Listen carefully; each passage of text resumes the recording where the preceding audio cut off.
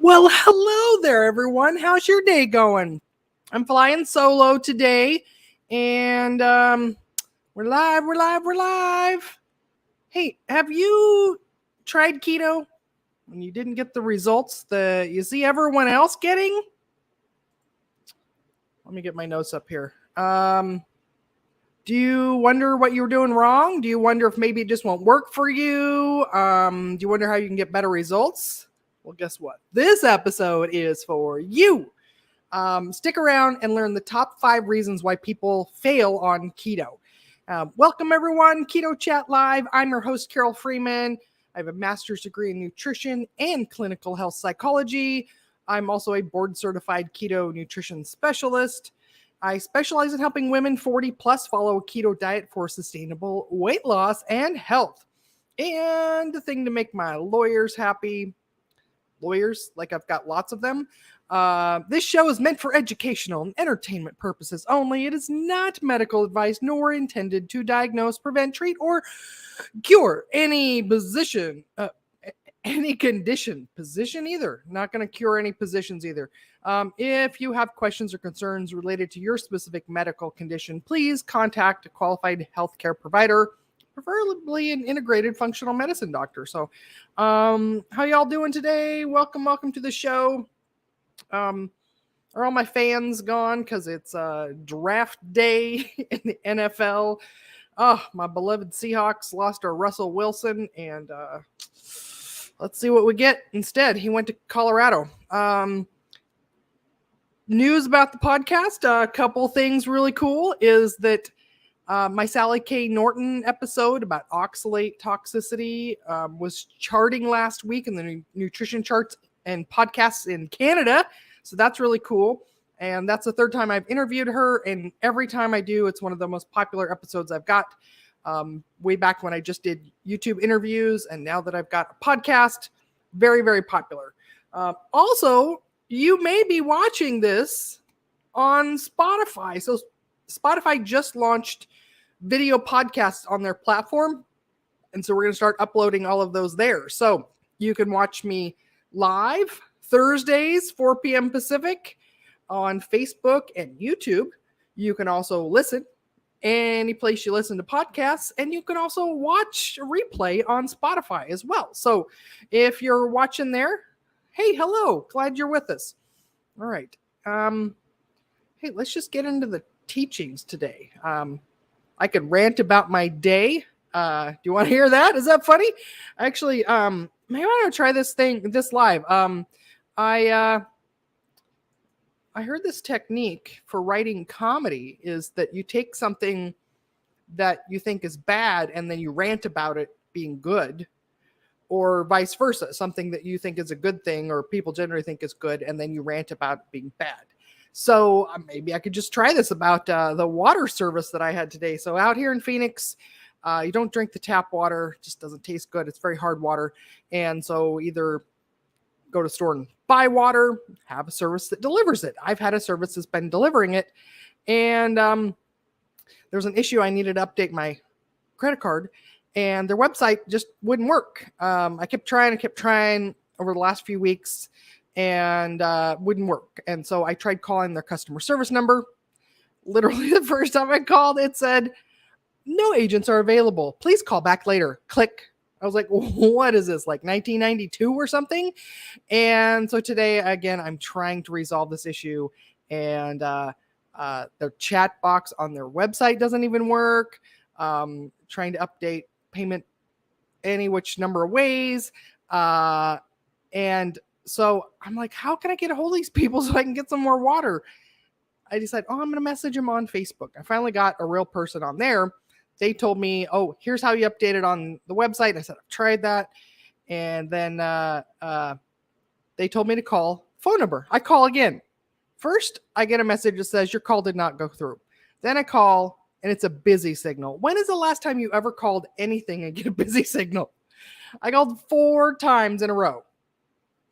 So I'm telling this person, whoever on Facebook, and they're like, oh, wow, we should report this to our tech support. Like, yeah, how's nobody let you know that in a month or more your phone doesn't work? Like, how call center people just sitting there going like, wow, another slow day again. No phone calls coming in. This is cool. Let's just go chat in the break room. So, can I rant about this being like a great thing? I mean, it's so great that I couldn't get any water service because I mean, most people drink too much anyways.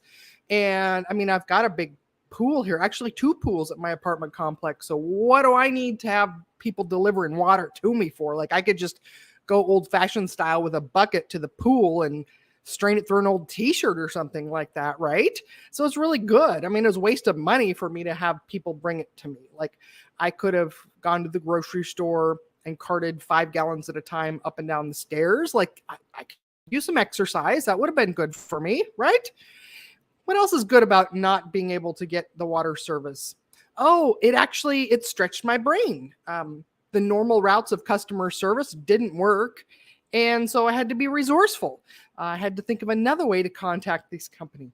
And they're also going to charge a $50 fee when I return the water dispenser. And they're like, it was in the contract you signed when you signed up.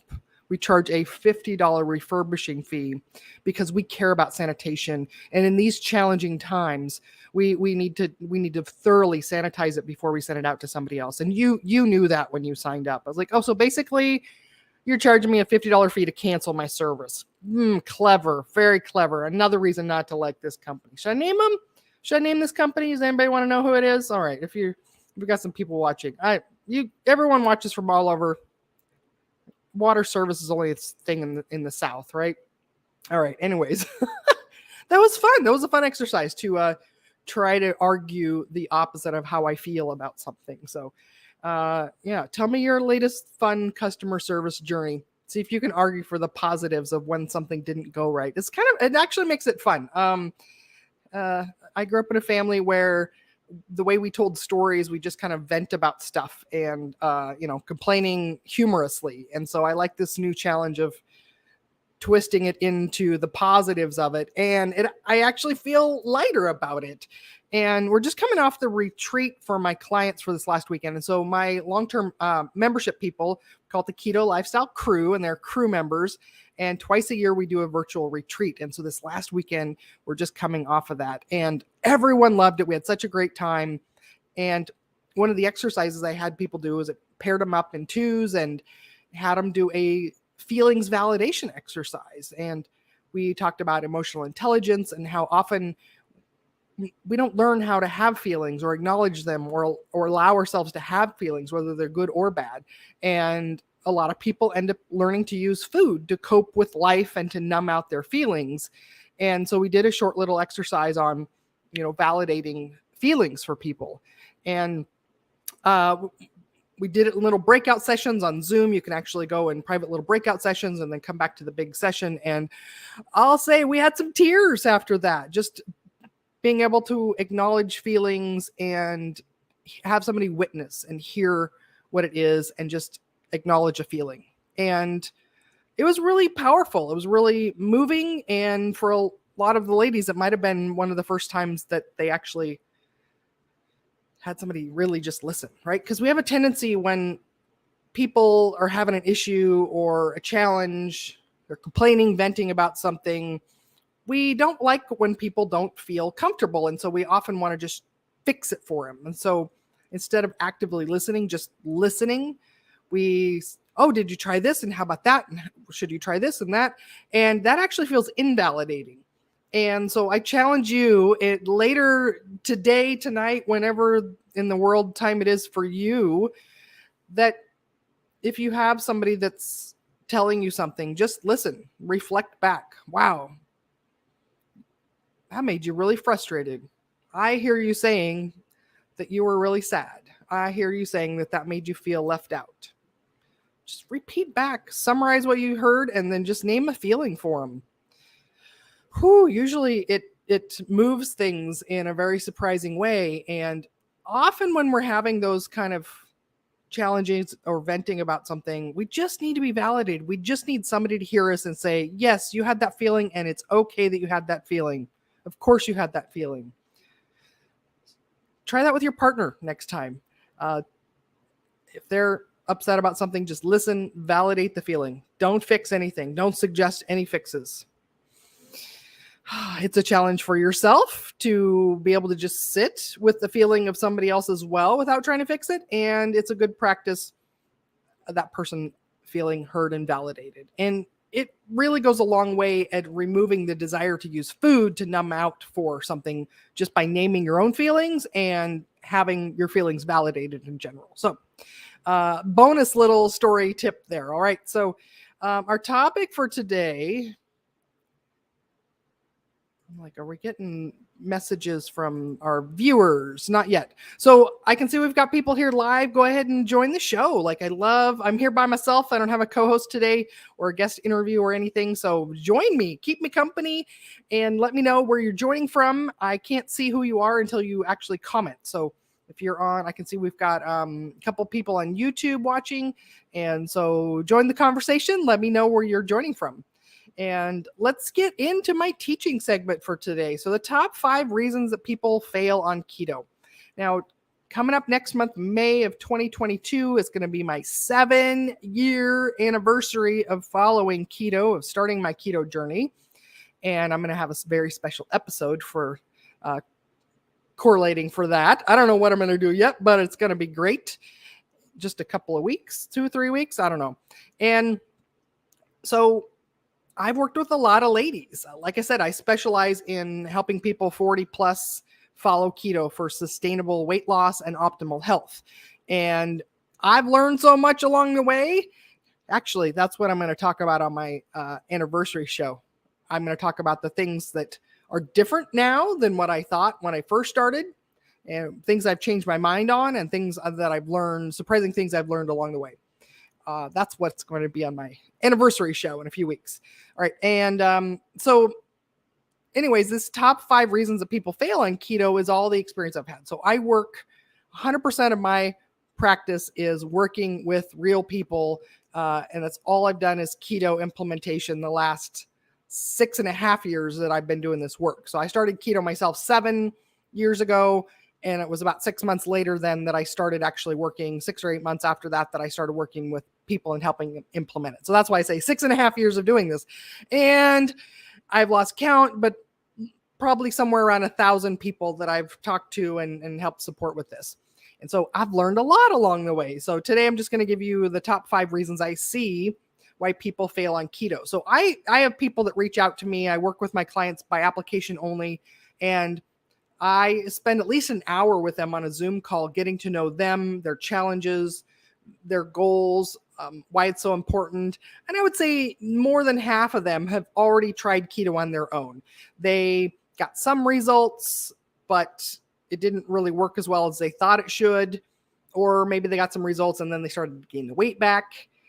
Some of the people I'm also working with have never tried keto on their own, but they just get so overwhelmed. They're spending a lot of time watching every video, and they've got all the books and the cookbooks and try to read everything you can on the internet. And they're just overwhelmed and confused about how to even get started. And they've read some horror stories online, so they're afraid to do it wrong. And so today, that's what I'm going to share with you is what I've seen as the top 5 reasons why people fail on keto. And by fail, I mean, didn't get it to work that they wanted, the way they wanted to. Okay. So, number 1, and these are in no particular order. I can't say that one is more common than the other. And typically when people fail trying keto on their own, it's multiple of these, all of these probably, not just one thing was what their saboteur. So one of them is cravings, right? When you're trying to go low carb, you're trying to give up sugar and most high carb foods and starches, cravings can be really overwhelming. I work with a lot of people that are self-proclaimed sugar addicts, and they think it's impossible that they'll never be free of those sugar cravings. But my approach gets them craving free. And one of the mistakes that people are making is that they're going for sugar-free sweeteners. They're going for low-calorie sweeteners. They're keto-friendly sweeteners, right? They think that that's how you cope with cravings. However, that is the wrong way to go about it. Because if you crave sweet and then you have something sweet, you've actually just told your brain to reinforce the craving. You craved, you gave it what it wanted, and basically it's like saying, good job, do that again and do it more. So I have the story. Some of you maybe have seen me, and when I do talks at conferences, I tell this story about raccoons. And this is a really good example of how cravings show up in our lives. So approximately 10 years ago or so, I bought my first condo all by myself, and I moved in and was enjoying the evening, standing out on my balcony. It was a 2-story building. I was on the top floor, and I'm looking out on a shared courtyard among my neighbors, and it's dusk, and I see a pack of beady little eyes running across the little shared grassy courtyard. And that catches my attention. Oh no, what's going on here? What did I get myself into? What wild animals are running loose down there? And then I noticed that my neighbor directly below me slides her slider open and puts out 2 baking sheets full of what looks like cat food. And packs, I'm probably 50, maybe 100 raccoons, is it raccoons, come running to eat. And it's obvious this is not the first time this has happened. Like, this lady didn't just put out 2 trays of cat food one night because she thought, it'd be fun just to see who comes and feeds. So I ask her, I'm like, what are you doing? Because I know it's crazy. It's crazy to put out food and feed wild animals because they just tell their friends to come back. I'm like, what are you doing, crazy lady? And she told me, she says, well, this one night there's this really hungry raccoon scratching at my door, and I just felt so bad for it. So I put out some cat food for it. And the next day at the same time, it came back, but it brought a friend. And the next day, 3 more came. And now you see what happens, how many come. And I was like, why do you keep feeding them? And she says, well, I tried to stop, but they literally scratched off my screen door, and they scratch up the glass on my door. I have to feed them now because they will ruin my door if I don't do it. And I realized this is the story of how cravings work. When you have a little tiny craving, just one little craving, and you feed it, you give the craving what it wants, it tells its friends, and they come back exactly at the same time, but with reinforcements. This is how cravings work. This is why people get to the point where they're sugar addicted, is that they have a little sugar craving, they have some sweet, and the thing is, your brain can't tell the difference between what's real sugar and what is fake sugar. Okay, so all it knows is, I need sweet, and then you give it sweet, and it goes, yay, I'm going to tell my friends to come back tomorrow. That's what cravings are. So the way out of, so Linda says, so you feed it, it will come back 100% and worse. Okay, so this is why cravings get out of control, is that people think that, well, I need to have a dessert. I need to have a keto dessert. I need to have diet soda. I need to have some kind of sweet thing. I need to have treat. That's how I cope with my cravings. But actually what you're doing is you're reinforcing that craving. You're telling it to come back stronger and exactly at the same time. And so this is how people end up being this, sugar addict. So the solution is, don't feed the raccoons. Okay. You have to go, I recommend at least 30 days, no sweeteners at all. So this is diet soda, anything you put in your coffee that's sweet. This is stevia or erythritol. I don't care how natural or anything it is. Anything sweet needs to go bye-bye for at least 30 days.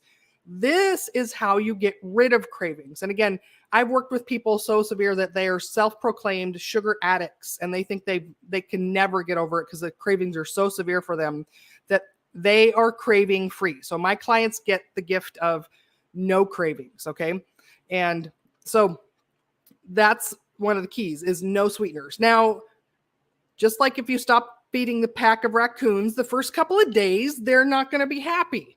They're going to scratch at the door, but you have to stay strong, put up some buffers on your door, and they will go away eventually, right? So it's usually just a couple of days, 2-3 days is all that you have to get through. But we've got other strategies that I help people with that make it a lot easier. It's a lot easier than they think it is because of what they've been doing is just reinforcing them. And so that's number one. The other thing you want to do to avoid cravings is avoid sensory input. So what do I mean by sensory input?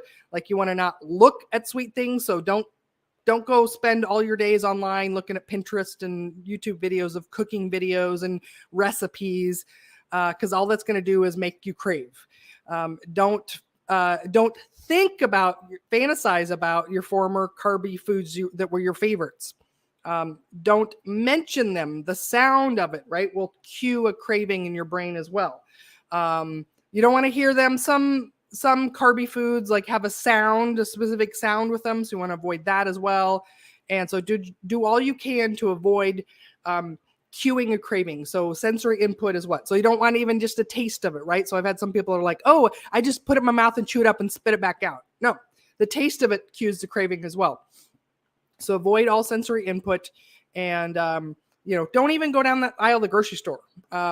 I still to this day, like if there's the clearance section after the holiday of all the candies, I don't even look at that. Don't look at that table. Those cravings can get turned back on at any time. So that's number one reason why people fail on keto is that they don't know how to manage cravings. They don't know how to get rid of cravings. They just know how to reinforce them. All right. So number two, again, these are in no particular order, is that they aren't losing weight. They either don't lose weight or they stop losing weight. And then they lose their motivation. They decide it's not worth it. And the truth is that keto is not a one-size-fits-all diet. There's no one approach that works for every single person. And it's not like, well, you just get your calorie limit online and then you just follow that. It needs to be individualized from the amount of protein and how much fat and how much salt and how much water. And you need adjustments to those numbers along the way. There may be medications you have that need some support, and all kinds of things that make things different for every single person. And so what I found for my clients is one thing is you need multiple measures of success. Everyone's got their eyes trained on the scale and all they want to see is the number go down every single week, every single day. And if it doesn't, they give up really quickly and easily. So sometimes the scale does not go down every single week or day. So you need to have multiple measures of success. What does that mean? Well, I want to see some labs at the start, and we're going to check those again at the end, and we're going to be able to see improvements on the inside of your body. Your waist measurement, take photos. Your skin may change and clear up. It will. Your face will get slimmer that you won't even see looking in the mirror every day. We want to measure all the other non-scale things as well.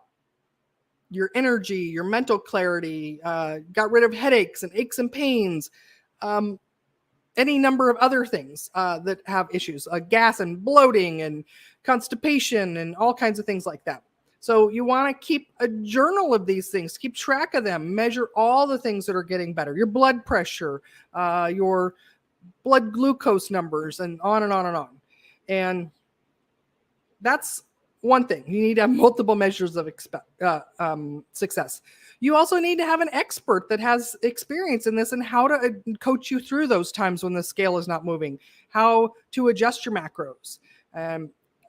A lot of people also undereat protein. This is something that we've learned that most of us got it wrong in the beginning. You don't need to limit protein. In fact, most people I'm working with are grossly undereating protein and they have their whole life. You also want to avoid things that are easy to overeat.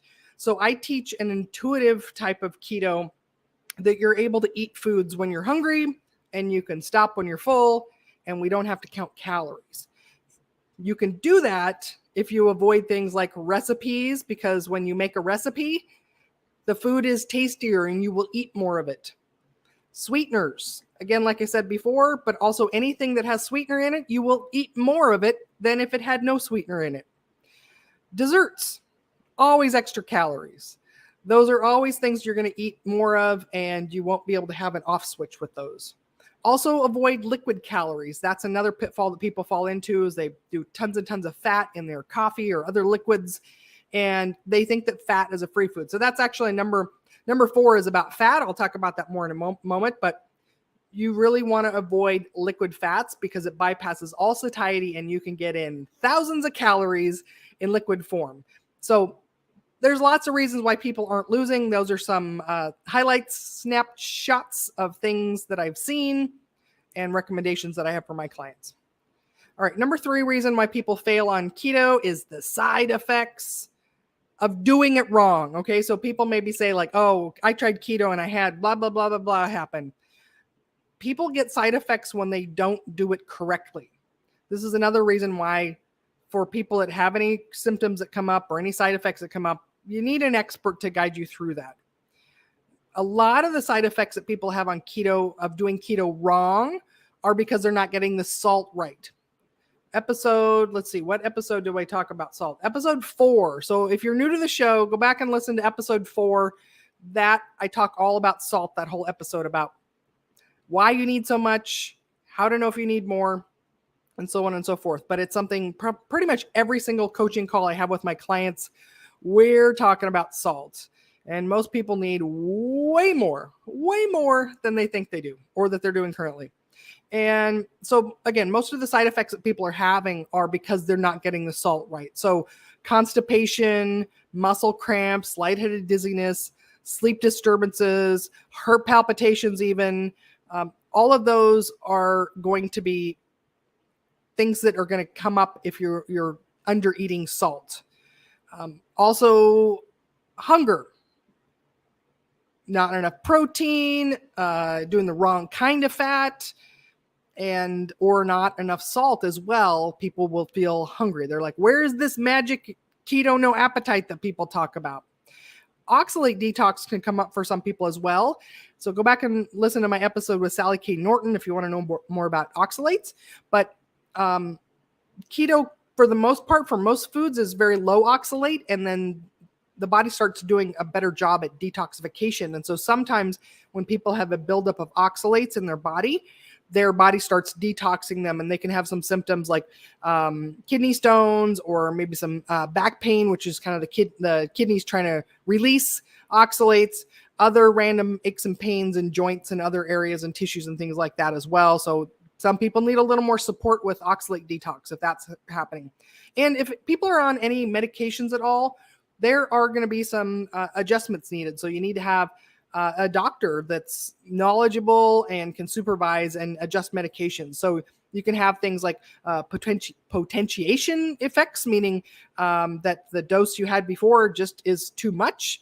And also sometimes the other alternate happens too, because your liver actually upregulates detoxification routes on keto. And so sometimes your medication gets detoxed, like turns into the inactive form much faster. And so sometimes people need a higher dose than what they were on before.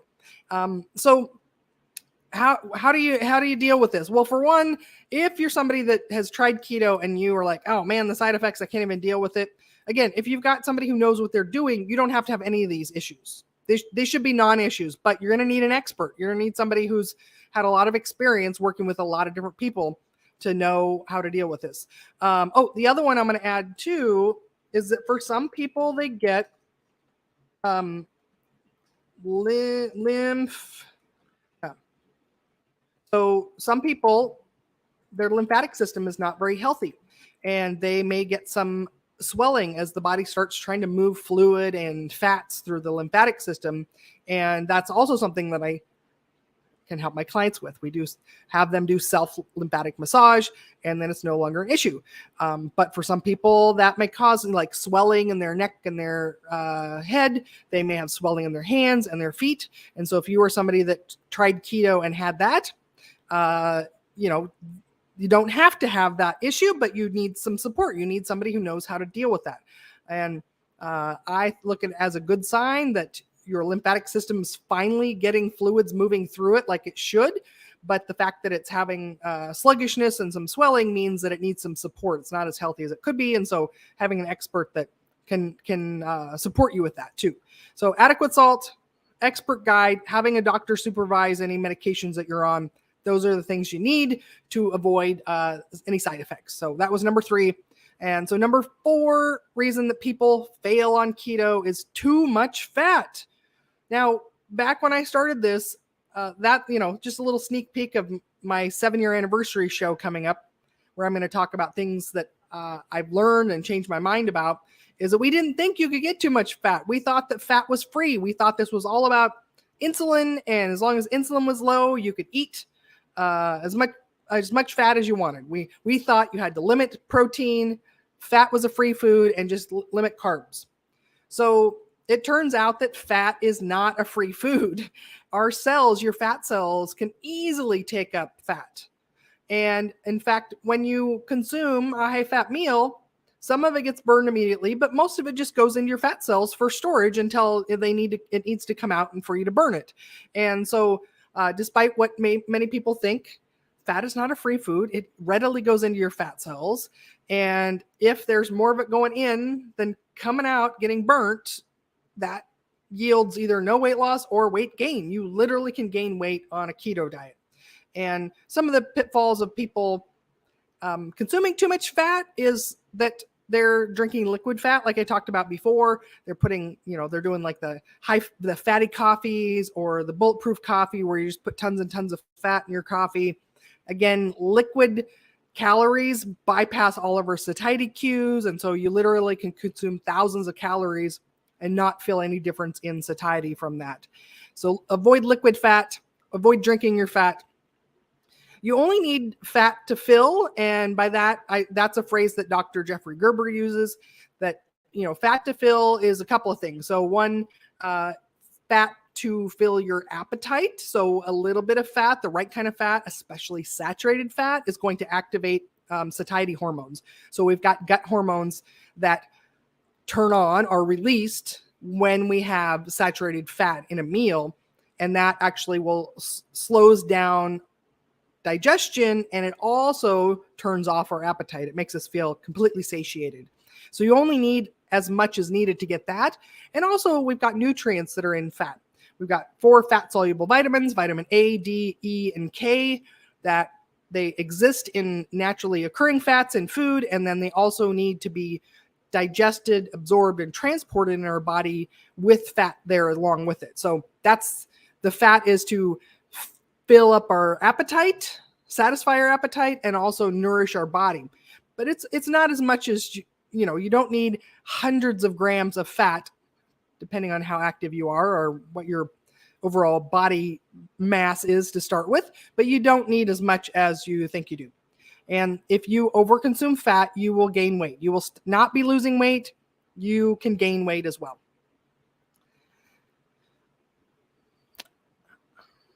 All right, how's everybody doing? Ready for number 5? All right, number 5 reason why I see that people fail on keto is they don't get their mirror neurons supported. What is this? So the truth is, we live in an obesogenic world. What does that mean? It sounds terrible. It means that everything in the world outside of what we carefully choose to put in our mouth, everything out there is conspiring to get us to eat as much as possible, buy as much food as possible, to crave it, consume it uncontrollably, and to move as little as possible. All the food manufacturers, drive-thrus, vending machines, parties at work, birthday parties, and all kinds of events, restaurants that are convenient, all of that is designed to just get us to eat as much as possible, gain as much weight as possible, and not move and keep craving and eating more. We're designed to overeat highly palatable foods. So highly palatable foods are things that have fat and carbs together in them. So they can be either sweet and fat or real carbs and fat. So that combination cues our brain to just eat it uncontrollably. So all snack foods, most junk food, fast food is this combination. All desserts and everything that we call comfort food. All of that is that combo of fat and sweet or fat and carbs together. All of it. That's why we feel like, oh my gosh, I can't stop eating this. Almost all foods at Thanksgiving, American Thanksgiving, almost all those foods are that combo of fat and carbs together. Our brains are wired to crave that and overeat it. And the interesting thing is that whatever the ingredients in those things are, if you separated them out and you had to eat them individually, you would not eat as much as them mixed together. Okay, so like plain potato all by itself and a stick of butter. Okay, if you had to eat them separately, you had to eat the dry plain potato and then you had to eat a stick of butter. You wouldn't eat very much of either of those. But when you bake that potato and then you lather it up with butter, turn it into mashed potatoes or just a baked potato with the butter on it, then you eat the whole thing very easily, all of it, and want more, right? So that's an example of the highly palatable combination. Again, just the same exact foods, separate, eating one first and then eating the other, you won't eat hardly very much of that at all. But when you mush them together, our brains go, nom, nom, nom, I can't stop. So we're designed for that. We're wired to eat that way. And we also, our brains are wired to mirror the behavior of anyone we hang out with. This is true of all animals on this planet. It's what makes any ant, like birds, be able to fly in a V formation with other birds. The mirror neurons connect directly to our muscles, and we just literally copy the behavior of the person that we're looking at. So this is the phenomenon. If you've ever been to like a Mexican restaurant and they bring the chips and salsa and other people start to grab and eat it, and then you're like, oh, I'm doing keto, I'm not going to have this. But every once in a while, you'll notice that your arm just kind of goes and reaches for it. And you're like, what am I doing? Like, I'm not even consciously doing this, but my arm just keeps doing it. That's weird. This is the mirror neurons that are copying the behavior of the people around you. Food manufacturers know about mirror neurons too. That's why in food commercials, they show somebody eating or drinking the thing that they want you to crave. Because you see a human doing that, and you instantly will want it as well.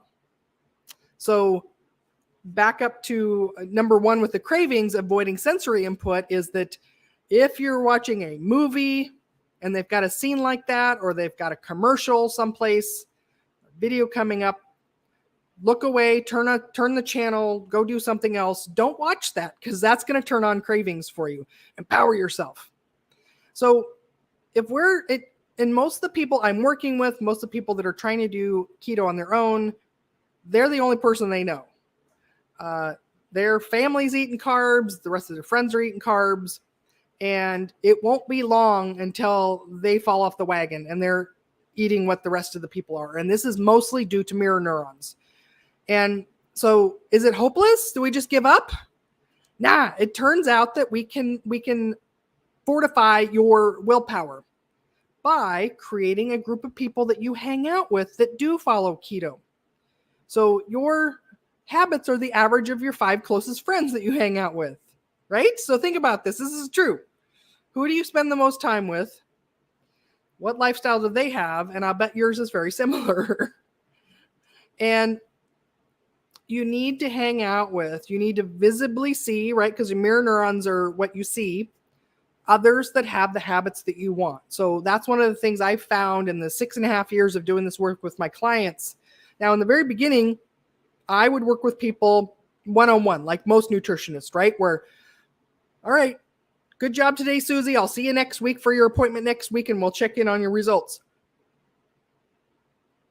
Susie would come back and tell me how she couldn't stick with it and she cheated, and I'm too nice and I didn't get mad. But I felt so frustrated. I thought, how am I not helping her? How can I help her stay on track? If she could just do it, she's going to feel so much better, but I can't control what doesn't happen when she's not here, or what happens when she's not here. And I found out I started having group coaching, and then it made such a big difference. At that time, I called it positive peer pressure, right? So people show up, they report their results for the week, And you don't want to be the one person that's going to say like, oh, I just didn't stick with it, right? So you want to belong. You want to be part of the group. You want to also be able to report your success. We copy the behaviors of those people that we're around. And so I noticed that the people that showed up at least once a week for a group meeting, they were able to stay on track. So there's something about that amount of time. It doesn't take a ton of time for most people, but being able to hang out with, be part of the group of people you belong. So this is part of why my long-term membership is called the Keto Lifestyle Crew. You're a crew member. Hanging out with your crew of keto people fortifies your mirror neurons. I call it recharges your willpower battery.